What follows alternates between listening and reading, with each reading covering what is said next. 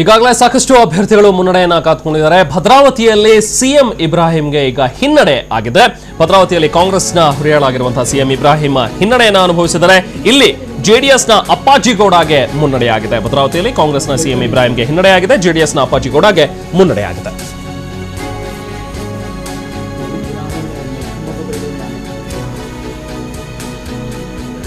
ಇನ್ನು ಉಡುಪಿಗೆ ಬಂದ್ರೆ ಪ್ರಮೋದ್ ಮಧ್ವರಾಜ್ ಅವರು ಭಾರೀ ಅಂತರದಿಂದ ಈಗ ಮುನ್ನಡೆಯನ್ನ ಪಡ್ಕೊಂಡಿರುವಂತದ್ದು.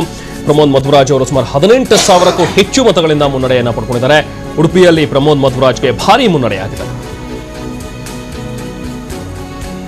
18,000ಕ್ಕೂ ಹೆಚ್ಚು ಮತಗಳಿಂದ ಮುನ್ನಡೆಯನ್ನ ಪಡೆದುಕೊಳ್ಳುವ ಮೂಲಕ ಗೆಲುವಿನತ್ತ ದಾಪುಗಾಲನ್ನು ಹಾಕ್ತಾ ಇದ್ದಾರೆ ಪ್ರಮೋದ್ ಮಧ್ವರಾಜ್ ಅವರು. ಬಹುಶಃ ಮೊದಲ ಖಾತೆಯಲ್ಲಿ ಓಪನ್ ಆಗಬಹುದು ಪ್ರಮೋದ್ ಮಧ್ವರಾಜ್ ಅವರ ಮೂಲಕ. ಕಾಂಗ್ರೆಸ್ ಇಲ್ಲಿ ಉಡುಪಿಯಲ್ಲಿ ಪ್ರಮೋದ್ ಮಧ್ವರಾಜ್ ಅವರ ಮೇಲೆ ಹೆಚ್ಚಿನ ನಿರೀಕ್ಷೆಯನ್ನ ಇಟ್ಟಿತ್ತು. ಅದರಂತೆ 18,000ಕ್ಕೂ ಹೆಚ್ಚು ಮತಗಳಿಂದ ಈಗ ಮುನ್ನಡೆಯನ್ನ ಪಡ್ಕೊಂಡಿದ್ದಾರೆ. ಇನ್ನು ಕಾಪು ಮತಕ್ಷೇತ್ರಕ್ಕೆ ಬಂದರೆ ಕಾಪು ಕ್ಷೇತ್ರದಲ್ಲಿ ಈಗಾಗಲೇ ವಿನಯ್ ಸೊರಕೆ ಅವರು ಮುನ್ನಡೆಯನ್ನ ಪಡೆದುಕೊಂಡಿದ್ದಾರೆ.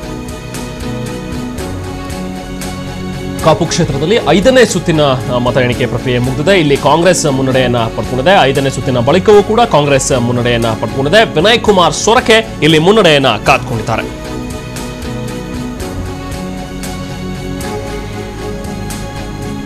ಇನ್ನು ಕರುಣಾಕರ್ ರೆಡ್ಡಿ ಈಗ ಹಿನ್ನಡೆಯನ್ನ ಅನುಭವಿಸಿದ್ದಾರೆ. ಕರುಣಾಕರ್ ರೆಡ್ಡಿಗೆ ಈಗ ಹಿನ್ನಡೆಯಾಗಿರುವಂತದ್ದು. ಬಿಜೆಪಿನ ಹುರಿಯಾಳಾಗಿರುವಂತಹ ಕರುಣಾಕರ್ ರೆಡ್ಡಿ ಹರಪನಹಳ್ಳಿಯಲ್ಲಿ ಈಗ ಹಿನ್ನಡೆಯನ್ನ ಅನುಭವಿಸಿದ್ದಾರೆ. ಸುಮಾರು 5,211 ಮತಗಳಿಂದ ಈಗ ಕಾಂಗ್ರೆಸ್ನ ರವೀಂದ್ರ ಅವರು ಮುಂದೆ ಇದ್ದಾರೆ. ಅವ್ರಿಗಿಂತ ಹಿಂದೆ ಇರುವಂತಹ ಕರುಣಾಕರ್ ರೆಡ್ಡಿ, ಈಗ ಕರುಣಾಕರ್ ರೆಡ್ಡಿಗೆ ಹಿನ್ನಡೆಯಾಗಿದೆ. ಕ್ವಿಕ್ ಆಗಿ ಈಗ ಓವರಾಲ್ ಟ್ಯಾಲಿ ನೋಡೋಣ. ಓವರಾಲ್ ಅಲ್ಲಿ ಯಾವ ರೀತಿಯಾದಂತಹ ಒಂದು ಮುನ್ನಡೆ ಕಾದ್ಕೊಂಡಿದೆ ಕಾಂಗ್ರೆಸ್ ಅಂತ ನೋಡಿದ್ರೆ, ಕಾಂಗ್ರೆಸ್ 100 ಸ್ಥಾನಗಳಲ್ಲಿ ಈಗ ಮುನ್ನಡೆಯನ್ನ ಪಡ್ಕೊಂಡಿರುವಂತದ್ದು. 101 ಆಗಿದೆ. ಈಗ 101 ಸ್ಥಾನದಲ್ಲಿ ಕಾಂಗ್ರೆಸ್ ಮುನ್ನಡೆ ಪಡ್ಕೊಂಡಿದ್ರೆ ಬಿಜೆಪಿ 38, ಮತ್ತೆ ಈಗ ಕಾಂಗ್ರೆಸ್ 100 ಆಗಿರುವಂತದ್ದನ್ನು ಗಮನಿಸಬಹುದು. ಜೆಡಿಎಸ್ 43, ಕೆಜೆಪಿ 13, ಬಿಎಸ್ಆರ್ 3 ಹಾಗೆ ಇತರರು 12. ಈಗ ಮತ್ತೆ 99ಕ್ಕೆ ಕಾಂಗ್ರೆಸ್ ಬಂದಿದೆ. ಒಟ್ಟಾರೆ ಚೇಂಜಸ್ ಆಗ್ತಾ ಇದೆ. ಕ್ಷಣ ಕ್ಷಣಕ್ಕೂ ಕೂಡ ಬೆಳವಣಿಗೆ ಆಗ್ತದೆ. ಕ್ಷಣ ಕ್ಷಣಕ್ಕೂ ಕೂಡ ಡಿಫರೆನ್ಸ್ ಆಗ್ತಾ ಇರುವಂತದ್ದನ್ನ ನೋಡಬಹುದು. ಎಕ್ಸಾಕ್ಟ್ ಹಾಗೆ ನಿಖರವಾದಂತಹ ಒಂದು ಮಾಹಿತಿಯನ್ನು ತಾವೀಗ ನೋಡ್ತಾ ಇದ್ರ.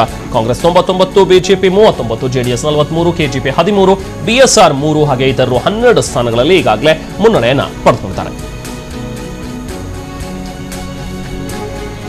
ಇನ್ನು ವರುಣಾ ಕ್ಷೇತ್ರದಲ್ಲಿ ಸಿದ್ದರಾಮಯ್ಯ ಈಗ ಭಾರೀ ಮುನ್ನಡೆಯನ್ನ ಪಡೆದುಕೊಂಡಿದ್ದಾರೆ. ತಮ್ಮ ಸಮೀಪ ಪ್ರತಿಸ್ಪರ್ಧಿಯಾಗಿರುವಂತಹ ಕಾಪು ಸಿದ್ದಲಿಂಗಸ್ವಾಮಿ ಅವರ ಮುಂದೆ ಈಗ ಭಾರೀ ಮುನ್ನಡೆಯನ್ನ ಪಡೆದುಕೊಂಡಿರುವಂತಹ ಸಿದ್ದರಾಮಯ್ಯ. ವರುಣಾದಲ್ಲಿ ಸಿದ್ದರಾಮಯ್ಯ ಅವರಿಗೆ ಭಾರೀ ಮುನ್ನಡೆಯಾಗಿದೆ. 3,000ಕ್ಕೂ ಹೆಚ್ಚು ಮತಗಳಿಂದ ಸಿದ್ದರಾಮಯ್ಯ ಅವರು ಮುನ್ನಡೆಯನ್ನ ಪಡೆದುಕೊಂಡಿರುವಂತದ್ದಷ್ಟೇ.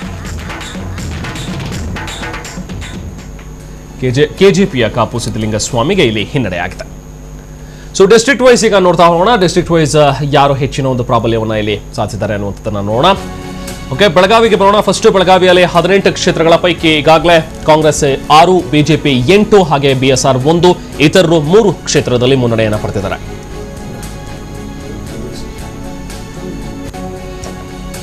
ಬಾಗಲಕೋಟೆ 7 ಕ್ಷೇತ್ರಗಳ ಪೈಕಿ ಕಾಂಗ್ರೆಸ್ 6ರಲ್ಲಿ, ಬಿಜೆಪಿ 1ರಲ್ಲಿ ಮುನ್ನಡೆಯನ್ನ ಪಡೆದುಕೊಂಡಿದೆ.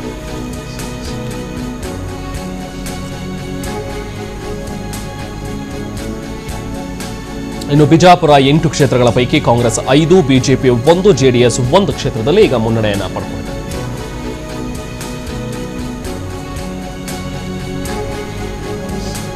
ಗುಲ್ಬರ್ಗಾಕ್ಕೆ ಬಂದ್ರೆ ಗುಲ್ಬರ್ಗಾ 9 ಕ್ಷೇತ್ರಗಳ ಪೈಕಿ ಕಾಂಗ್ರೆಸ್ 7, ಜೆಡಿಎಸ್ 1 ಹಾಗೆ ಕೆಜೆಪಿ 1 ಸ್ಥಾನದಲ್ಲಿ ಈಗ ಮುನ್ನಡೆಯನ್ನ ಪಡೆದುಕೊಂಡಿದೆ. ಯಾದಗಿರಿಗೆ ಬರೋಣ. ಯಾದಗಿರಿಯ 4 ಕ್ಷೇತ್ರಗಳ ಪೈಕಿ ಕಾಂಗ್ರೆಸ್ 3ರಲ್ಲಿ ಹಾಗೆ ಕೆಜೆಪಿ 1ರಲ್ಲಿ ಮುನ್ನಡೆಯನ್ನ ಪಡೆದುಕೊಂಡಿದೆ.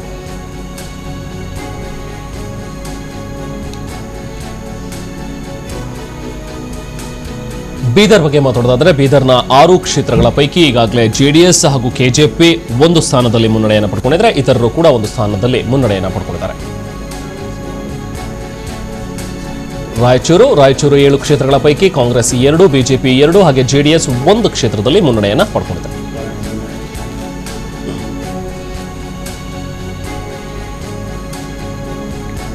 ಕೊಪ್ಪಳ 5 ಕ್ಷೇತ್ರಗಳ ಪೈಕಿ ಕಾಂಗ್ರೆಸ್ 4ರಲ್ಲಿ ಹಾಗೆ ಜೆಡಿಎಸ್ 1ರಲ್ಲಿ ಮುನ್ನಡೆಯನ್ನ ಪಡೆದುಕೊಂಡಿದೆ.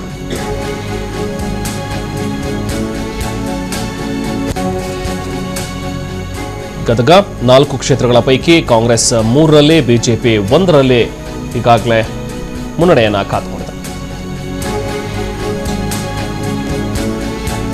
ಧಾರವಾಡಕ್ಕೆ ಬಂದರೆ ಧಾರವಾಡದಲ್ಲಿ 7 ಕ್ಷೇತ್ರಗಳ ಪೈಕಿ ಕಾಂಗ್ರೆಸ್ 4, ಬಿಜೆಪಿ 1, ಜೆಡಿಎಸ್ 2 ಸ್ಥಾನಗಳಲ್ಲಿ ಮುನ್ನಡೆ.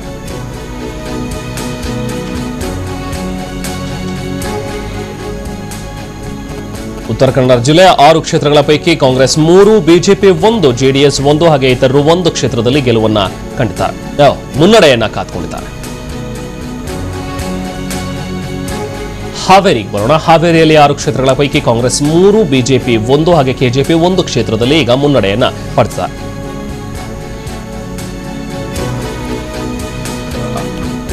ಬಳ್ಳಾರಿಯ 9 ಕ್ಷೇತ್ರಗಳಲ್ಲಿ ಕಾಂಗ್ರೆಸ್ 4, ಬಿಜೆಪಿ 1, ಜೆಡಿಎಸ್ 1, ಬಿಎಸ್ಆರ್ 2 ಹಾಗೆ ಇತರರು 1 ಕ್ಷೇತ್ರದಲ್ಲಿ ಮುನ್ನಡೆಯನ್ನ ಕಂಡುಕೊಂಡಿದ್ದಾರೆ.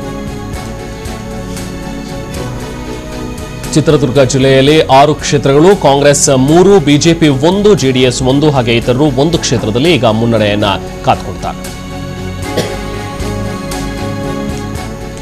ದಾವಣಗೆರೆಗೆ ಬರೋಣ. ದಾವಣಗೆರೆಯಲ್ಲಿ 8 ಕ್ಷೇತ್ರಗಳ ಪೈಕಿ ಕಾಂಗ್ರೆಸ್ 5, ಜೆಡಿಎಸ್ 1, ಕೆಜೆಪಿ 2 ಸ್ಥಾನದಲ್ಲಿ ಈಗ ಮುನ್ನಡೆಯನ್ನ ಪಡ್ಕೊಳ್ತಾರೆ.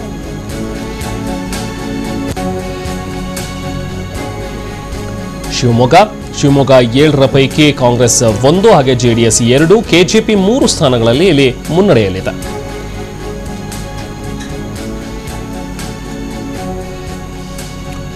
ಉಡುಪಿಯಲ್ಲಿ 5 ಕ್ಷೇತ್ರಗಳ ಪೈಕಿ ಕಾಂಗ್ರೆಸ್ 3, ಬಿಜೆಪಿ 1 ಹಾಗೆ ಇತರರು 1 ಸ್ಥಾನದಲ್ಲಿ ಮುನ್ನಡೆಯಲ್ಲಿದ್ದಾರೆ.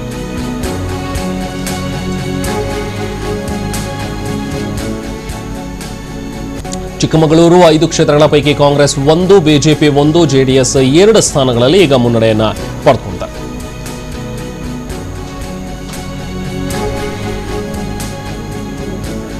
ತುಮಕೂರು 11 ಕ್ಷೇತ್ರಗಳ ಪೈಕಿ ಕಾಂಗ್ರೆಸ್ 4, ಬಿಜೆಪಿ 2, ಜೆಡಿಎಸ್ 3, ಕೆಜೆಪಿ 1 ಸ್ಥಾನದಲ್ಲಿ ಈಗ ಮುನ್ನಡೆಯನ್ನ ಪಡೆದುಕೊಂಡಿದೆ. ಚಿಕ್ಕಬಳ್ಳಾಪುರ 5 ಕ್ಷೇತ್ರಗಳ ಪೈಕಿ ಕಾಂಗ್ರೆಸ್ 2ರಲ್ಲಿ, ಜೆಡಿಎಸ್ 2ರಲ್ಲಿ ಹಾಗೆ ಇತರರು 1 ಕ್ಷೇತ್ರದಲ್ಲಿ ಮುನ್ನಡೆಯನ್ನ ಪಡೆದುಕೊಂಡಿದ್ದಾರೆ.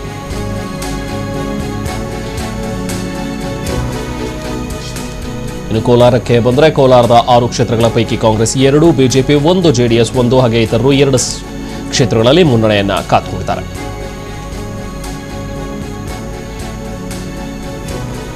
ಬೆಂಗಳೂರು 28 ಕ್ಷೇತ್ರಗಳ ಪೈಕಿ ಕಾಂಗ್ರೆಸ್ 10ರಲ್ಲಿ, ಬಿಜೆಪಿ 12ರಲ್ಲಿ, ಜೆಡಿಎಸ್ ಕೇವಲ 4ರಲ್ಲಿ ಈಗ ಮುನ್ನಡೆಯನ್ನ ಪಡೆದುಕೊಂಡಿದೆ. ಬೆಂಗಳೂರು ಗ್ರಾಮಾಂತರಕ್ಕೆ ಬರೋಣ. ಬೆಂಗಳೂರು ಗ್ರಾಮಾಂತರದಲ್ಲಿ 4 ಕ್ಷೇತ್ರಗಳು ಕಾಂಗ್ರೆಸ್ 1, ಬಿಜೆಪಿ 2 ಹಾಗೆ ಜೆಡಿಎಸ್ 1 ಕ್ಷೇತ್ರದಲ್ಲಿ ಮುನ್ನಡೆಯಲ್ಲಿದೆ.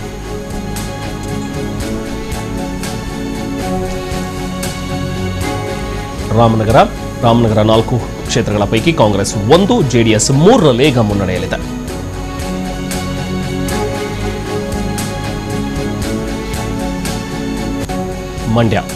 ಮಂಡ್ಯದ 7 ಕ್ಷೇತ್ರಗಳ ಪೈಕಿ ಕಾಂಗ್ರೆಸ್ 1ರಲ್ಲಿ, ಜೆಡಿಎಸ್ 5ರಲ್ಲಿ ಮುನ್ನಡೆಯನ್ನ ಕಾತ್ಕೊಂಡಿದೆ.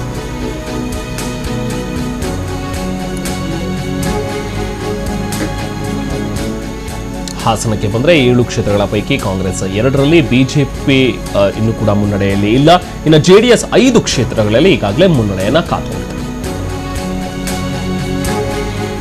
ದಕ್ಷಿಣ ಕನ್ನಡ ಜಿಲ್ಲೆ 8 ಕ್ಷೇತ್ರಗಳ ಪೈಕಿ ಕಾಂಗ್ರೆಸ್ 7, ಬಿಜೆಪಿ 1 ಸ್ಥಾನದಲ್ಲಿ ಈಗಾಗಲೇ 1 ಕ್ಷೇತ್ರದಲ್ಲಿ ಮುನ್ನಡೆಯನ್ನ ಕಂಡುಕೊಂಡಿದೆ.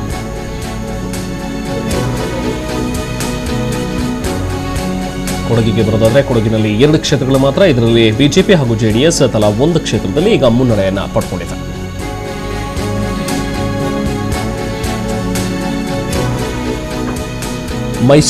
ಮೈಸೂರಿನ 11 ಕ್ಷೇತ್ರಗಳ ಪೈಕಿ ಕಾಂಗ್ರೆಸ್ 5, ಜೆಡಿಎಸ್ 4 ಸ್ಥಾನದಲ್ಲಿ ಈಗಾಗಲೇ ಮುನ್ನಡೆಯನ್ನ ಪಡೆದುಕೊಂಡಿದೆ.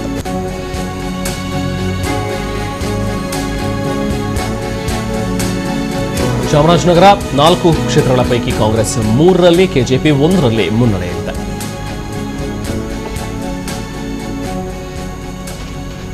ಬೇರೆ ಬೇರೆ ಕ್ಷೇತ್ರದಲ್ಲಿ ಅಭ್ಯರ್ಥಿಗಳು ಯಾವ ರೀತಿ ಮುನ್ನಡೆಯನ್ನ ಪಡ್ಕೊಂಡಿದ್ದಾರೆ ಅನ್ನುವಂಥದ್ದನ್ನ ನೋಡೋಣ. ಹಾಗೆ ಈಶ್ವರಪ್ಪ ಅವರಿಗೆ ಹಿನ್ನಡೆ ಇನ್ನೂ ಕೂಡ ಮುಂದುವರೆದಿದೆ ಅನ್ನುವಂಥದ್ದನ್ನ ನಾವಿಲ್ಲಿ ಹೇಳಬೇಕು. ಪರಮೇಶ್ವರ್ ಕೊರಟಗೆರೆಯಲ್ಲಿ ಪರಮೇಶ್ವರ್ಗೆ ಹಿನ್ನಡೆಯಾಗಿರುವಂಥದ್ದನ್ನ ನಾವಿಲ್ಲಿ ನೋಡ್ತಾ ಇದ್ವಿ. ಇನ್ನೂ ಕೂಡ ಹಿನ್ನಡೆ ಅದೇ ರೀತಿ ಮುಂದುವರೆದಿದೆ. 681 ಮತಗಳಿಂದ ಪರಮೇಶ್ವರ್ ಅವರು ಹಿನ್ನಡೆಯನ್ನ ಅನುಭವಿಸಿದ್ದಾರೆ. ಜೆಡಿಎಸ್ನ ಸುಧಾಕರ್ಗೆ 3510 ಮತಗಳು ಬಂದಿವೆ. ಜೆಡಿಎಸ್ನ ಸುಧಾಕರ್ ಅವರು ಮುನ್ನಡೆಯನ್ನ ಕಾತ್ಕೊಂಡಿದ್ರೆ ಕೊರಟಗೆರೆಯಲ್ಲಿ ಪರಮೇಶ್ವರ್ಗೆ ಹಿನ್ನಡೆಯಾಗಿದೆ. ಡಾಕ್ಟರ್ ಜಿ ಪರಮೇಶ್ವರ್ 2829 ಮತಗಳನ್ನು ಮಾತ್ರ ಪಡ್ಕೊಂಡಿದ್ದಾರೆ. ಹಾಗೆ ಈಶ್ವರಪ್ಪ ಅವರ ಬಗ್ಗೆ ಕೂಡ ನಾವು ಮಾತಾಡ್ತಾ ಇದ್ವಿ. ಈಶ್ವರಪ್ಪ ಅವರು ಇನ್ನೂ ಕೂಡ ಹಿನ್ನಡೆಯನ್ನು ಅನುಭವಿಸಿದ್ದಾರೆ, ಹಿನ್ನಡೆಯಲ್ಲೇ ಮುಂದುವರಿತಾ ಇರುವಂಥದ್ದು. ಈಶ್ವರಪ್ಪ ಅವರು 3ನೇ ಸ್ಥಾನದಲ್ಲೇ ಇದ್ದಾರೆ. ಶಿವಮೊಗ್ಗ ನಗರದಲ್ಲಿ ಈಶ್ವರಪ್ಪ ಅವರಿಗೆ ಭಾರಿ ಹಿನ್ನಡೆ ಆಗಿರುವಂಥದ್ದನ್ನು ನಾವು ನೋಡ್ತಾ ಇದ್ವಿ.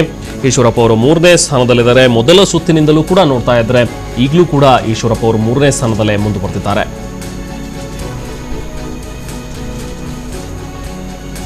ಇಲ್ಲಿ ಕೆಜೆಪಿಯ ರುದ್ರೇಗೌಡ ಅವರು ಮುನ್ನಡೆಯನ್ನು ಸಾಧಿಸ್ತಾ ಇದ್ದಾರೆ.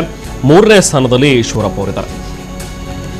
ಇನ್ನು ಚನ್ನಪಟ್ಟಣಕ್ಕೆ ಬರೋದಾದ್ರೆ ಅನಿತಾ ಕುಮಾರಸ್ವಾಮಿ ಅವರು ಈಗ ಮುನ್ನಡೆಯನ್ನ ಪಡ್ಕೊಂಡಿರುವಂತದ್ದನ್ನ ನಾವಿಲ್ಲಿ ನೋಡ್ತಾ ಇದ್ವಿ. ಅನಿತಾ ಕುಮಾರಸ್ವಾಮಿ ಅವರಿಗೆ ಈಗ ಮುನ್ನಡೆ ಆಗಿರುವಂತದ್ದು. ಚನ್ನಪಟ್ಟಣದಲ್ಲಿ 5ನೇ ಸುತ್ತಿನ ಮತ ಎಣಿಕೆ ಮುಕ್ತಾಯವಾಗಿದೆ. ಈ 5ನೇ ಸುತ್ತಿನಲ್ಲಿ ಈಗ ಕುಮಾರಸ್ವಾಮಿ ಅವರ ಪತ್ನಿ ಅನಿತಾ ಕುಮಾರಸ್ವಾಮಿ ಅವರು ಮುನ್ನಡೆಯನ್ನ ಪಡ್ಕೊಂಡಿದ್ದಾರೆ. ಜೆಡಿಎಸ್ನ ಅನಿತಾ ಕುಮಾರಸ್ವಾಮಿಗೆ ಮುನ್ನಡೆಯಾಗಿದೆ. 1,000ಕ್ಕೂ ಹೆಚ್ಚು ಮತಗಳಿಂದ ಈಗ ಅನಿತಾ ಕುಮಾರಸ್ವಾಮಿ ಅವರು ಮುನ್ನಡೆಯನ್ನ ಇಲ್ಲಿ ಪಡ್ಕೊಳ್ತಾರೆ. ಅನಿತಾ ಕುಮಾರಸ್ವಾಮಿ 11,645 ಮತಗಳನ್ನು ಪ್ರಾಪ್ತಿ ಮಾಡಿಕೊಂಡಿದ್ದಾರೆ. ಅನಿತಾ ಕುಮಾರಸ್ವಾಮಿ ಅವರಿಗೆ 11,645 ಮತಗಳು ಪ್ರಾಪ್ತಿಯಾಗಿವೆ. ಇನ್ನು ಚನ್ನಪಟ್ಟಣದಲ್ಲಿ 5ನೇ ಸುತ್ತಿನ ಮತ ಎಣಿಕೆಯ ನಂತರ ಅನಿತಾ ಕುಮಾರಸ್ವಾಮಿ ಅವರು ಮುನ್ನಡೆಯನ್ನ ಇಲ್ಲಿ ಕಾತ್ಕೊಂಡಿದ್ದಾರೆ. ಇನ್ನು ಮಾಲೂರಿಗೆ ಬಂದರೆ ಕೃಷ್ಣಯ್ಯ ಶೆಟ್ಟಿ ಇಲ್ಲಿ ಹಿನ್ನಡೆಯನ್ನು ಅನುಭವಿಸಿರುವಂಥದ್ದನ್ನು ನಾವು ನೋಡ್ತಾ ಇದ್ದೀವಿ. ಪಕ್ಷೇತರ ಅಭ್ಯರ್ಥಿಯಾಗಿ ಕಣಕ್ಕಿಳಿದಿರುವಂತಹ ಕೃಷ್ಣಯ್ಯ ಶೆಟ್ಟಿ ಈಗ ಹಿನ್ನಡೆಯಾಗಿದೆ. ಮಾಲೂರಿನಲ್ಲಿ ಕೃಷ್ಣಯ್ಯ ಶೆಟ್ಟಿಗೆ ಹಿನ್ನಡೆಯಾಗಿದೆ. ಜೆಡಿಎಸ್ನ ಮಂಜುನಾಥ್ ಇಲ್ಲಿ ಮುನ್ನಡೆಯನ್ನು ಸಾಧಿಸಿದ್ದಾರೆ. ಜೆಡಿಎಸ್ ಮಂಜುನಾಥ್ಗೆ ಮುನ್ನಡೆಯಾದರೆ ಕೃಷ್ಣಯ್ಯ ಶೆಟ್ಟಿಗೆ ಇಲ್ಲಿ ಹಿನ್ನಡೆಯಾಗಿದೆ. 2,500 ಮತಗಳಿಂದ ಮಂಜುನಾಥ್ ಮುನ್ನಡೆಯನ್ನು ಇಲ್ಲಿ ಸಾಧಿಸಿದ್ದಾರೆ. ಇನ್ನು ಹುಬ್ಬಳ್ಳಿ ಧಾರವಾಡ ಸೆಂಟ್ರಲ್ ಕ್ಷೇತ್ರದಿಂದ ಕಣಕ್ಕಿಳಿದಿರುವಂತಹ ಸಿಎಂ ಜಗದೀಶ್ ಶೆಟ್ಟರ್ ಮುನ್ನಡೆಯನ್ನು ಇನ್ನೂ ಕೂಡ ಕಾತ್ಕೊಂಡಿದ್ದಾರೆ. ಜಗದೀಶ್ ಶೆಟ್ಟರ್ ಅವರಿಗೆ ಮುನ್ನಡೆ ಆಗಿರುವಂಥದ್ದು.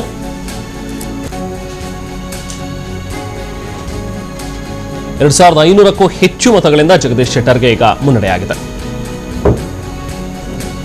ಇನ್ನು ಮಂಡ್ಯಕ್ಕೆ ಬಂದ್ರೆ ಮಂಡ್ಯದಲ್ಲಿ ರೆಬಲ್ ಸ್ಟಾರ್ ಅಂಬರೀಶ್ ಮುನ್ನಡೆಯನ್ನ ಇನ್ನೂ ಕೂಡ ಮುಂದುವರಿಸಿದ್ದಾರೆ, ಮುನ್ನಡೆ ಕಾತ್ಕೊಂಡಿದ್ದಾರೆ. ಮಂಡ್ಯದಲ್ಲಿ ಅಂಬರೀಶ್ಗೆ ಮುನ್ನಡೆಯಾಗಿದೆ.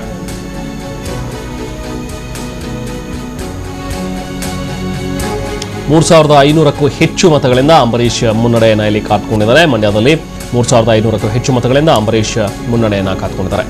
ಇನ್ನು ಕನಕಪುರಕ್ಕೆ ಬರೋದಾದ್ರೆ ಕನಕಪುರದಲ್ಲಿ ಡಿಕೆ ಶಿವಕುಮಾರ್ ಇನ್ನೂ ಕೂಡ ಮುನ್ನಡೆಯನ್ನ ಕಾತ್ಕೊಂಡಿದ್ದಾರೆ. ತಮ್ಮ ಸಮೀಪ ಪ್ರತಿಸ್ಪರ್ಧಿ ಜೆಡಿಎಸ್ನ ಪಿಜಿಆರ್ ಸಿಂಧ್ಯಾ ಅವರನ್ನ ಹಿಂದಿಕ್ಕಿದ್ದಾರೆ. ಕನಕಪುರದಲ್ಲಿ 5ನೇ ಸುತ್ತಿನ ಮತ ಎಣಿಕೆ ಮುಕ್ತಾಯವಾಗಿದೆ. ಸೊ 5ನೇ ಸುತ್ತಿನ ಮತ ಎಣಿಕೆಯಲ್ಲೂ ಕೂಡ ಡಿಕೆ ಶಿವಕುಮಾರ್ ಮುನ್ನಡೆಯನ್ನ ಕಾತ್ಕೊಂಡಿದ್ದಾರೆ.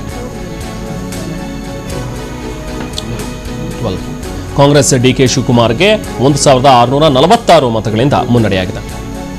ಜೆಡಿಎಸ್ನ ಪಿಜಿಆರ್ ಸಿಂಧ್ಯಾಗೆ ಇಲ್ಲಿ ಹಿನ್ನಡೆಯಾಗಿದೆ.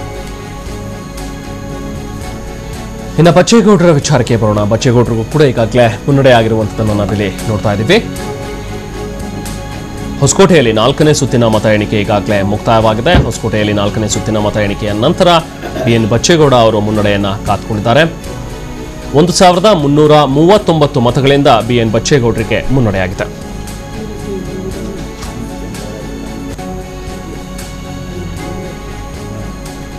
ಇನ್ನು ಉಡುಪಿಯಲ್ಲಿ ಕಾಂಗ್ರೆಸ್ ಆಲ್ಮೋಸ್ಟ್ ಖಾತೆ ತೆರೆಯುವಂಥದ್ದು ಪಕ್ಕಾ ಆಗ್ತಾ ಇದೆ, ಖಚಿತವಾಗ್ತಾ ಇದೆ. ಪ್ರಮೋದ್ ಮಧ್ವರಾಜ್ ಅವರಿಗೆ ಗೆಲುವು, ಯಾಕಂತ ಹೇಳಿದ್ರೆ ಭಾರಿ ಅಂತರವನ್ನ ಕಾತ್ಕೊಂಡಿದ್ದಾರೆ. ಉಡುಪಿಯಲ್ಲಿ ಕಾಂಗ್ರೆಸ್ ಅಭ್ಯರ್ಥಿಯ ಗೆಲುವು ಬಹುತೇಕ ನಿಶ್ಚಿತ ಅನ್ನುವಂಥದ್ದು ಈಗ ಗೊತ್ತಾಗ್ತದೆ. ಉಡುಪಿಯ ಮೂಲಕ ಕಾಂಗ್ರೆಸ್ ತನ್ನ ಒಂದು ಖಾತೆಯನ್ನ ಓಪನ್ ಮಾಡ್ತಾ ಇರುವಂಥದ್ದು.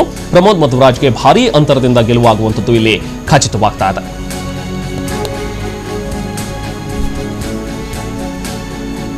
ಮತ್ತಷ್ಟು ಮಾಹಿತಿಯ ನಾನು ನೀಡ್ತೀವಿ ಒಂದು ಚಿಕ್ಕ ಬ್ರೇಕ್ ನಂತರ.